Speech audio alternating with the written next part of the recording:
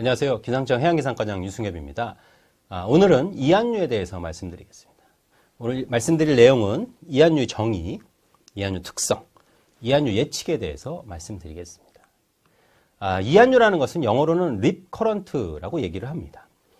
보통 해수욕장이 이렇게 있다고 가정을 하면 파도에 의해서 바닷물이 이렇게 밀려듭니다. 그런데 이런 바닷물이 밀려드는 곳은 파도가 부서지면서 생기는데 수심이 굉장히 낮은 지역에서 파도가 부서집니다. 근데 이런 파도에서 밀려든 해수가 이런 연안에 모이게 되면 어디든 해수가 이동을 해야 되기 때문에 해수욕장에 평행한 흐름이 생깁니다. 연안류라고 표현을 하고요. 이런 연안류에서 모인 물이 깊은 고를 따라서 해수욕장 반대로 바다 쪽으로 흐르는 흐름을 이한류, 리커런트라고 얘기를 합니다. 그래서 보통 우리가 해안선에 직각으로 밀려드는 파도가 부서지면서 한쪽으로 밀려든 해수가 좁은 폭을 통해서 다시 바다로 흐르는 폭이 좁고 유속이 빠른 흐름을 이한류라고 얘기를 합니다. 이런 이한류는 해운대 해수욕장에 특히 많이 발생을 하는데요. 여름에 해수욕객들이 많이 방문하는 해운대에서 이한류가 발생하게 되면 이렇게 많은 분들이 몇백 명이 이한류에 의해서 바다 밖으로 쓸려나가는 현상을 발생하게 됩니다.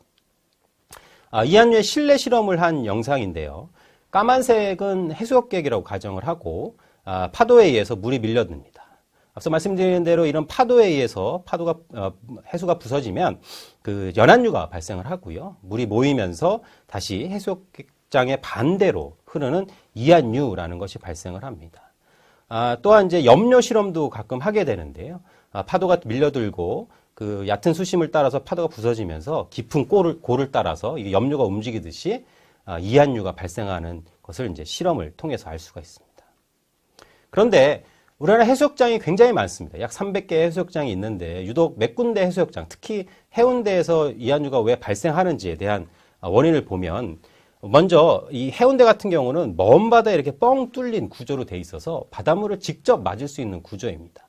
또한 해운대 먼 바다에 보면 큰 암초가 있어서 아까 이한류 발생 조건에 따라서 파도가 두 갈래로 이렇게 갈라지고 해수욕장에 바닷물이 밀려들면 이 모아둔 해수가 갑자기 밖으로 빠져나가는 이한류가 발생하게 됩니다. 그래서 해운대 같은 경우는 다른 어떤 해수욕장보다도 굉장히 이한류가 쉽게 발생하는 구조입니다. 2012년도에 이한류가 굉장히 크게 발생을 해서 약 500명 정도가 이한류에 의해서 휩쓸려가는 영상입니다. 보면 이한류가 굉장히 빠른 흐름이기 때문에 사람들이 많이 휩쓸려 나가고 있고 현재 이제 구조하는 영상을 보여드리고 있습니다. 그래서 지금 기상청에서는 이한류에 대한 예보를 4단계로 하고 있습니다. 안전, 주의, 위험, 경계인데요. 주의 이상이면 이렇게 이한류가 발생할 수 있는 가능성이 굉장히 높고요. 위험, 경계에서는 굉장히 강한 이한류가 발생하기 때문에 특히 여름철에 해수욕을 놀러 갈 때는 이한류 정보를 확인을 하는 것이 중요합니다. 그래서 현재는 서해 같은 경우는 대천, 제주 중문, 해운대, 부산 해운대, 양양 낙산 총 4군데 이한류가 주로 발생하는 곳에 이한류 예측 정보를 전달해 드리고 있습니다. 그래서 기상청의 해수욕장 날씨를 이제 확인을 하시면 여름에 이한류가 발생할 가능성을 확인하실 수 있습니다. 지금 현재는 부산 해운대에 이렇게 이한류가 발생하는 양상을 올해 6월 23일 결과를 보고 계시고요.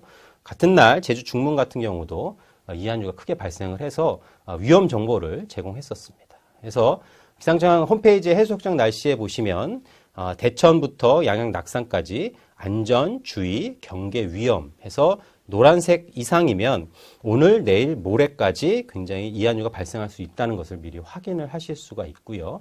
중문, 낙산인 경우에도 오늘부터 모레까지 이한류의 발생 가능성 정보를 제공하고 있습니다. 여름철엔 특히 이 정보를 확인해서 해수욕객을 하도록 해야겠습니다. 이상 강의 마치겠습니다.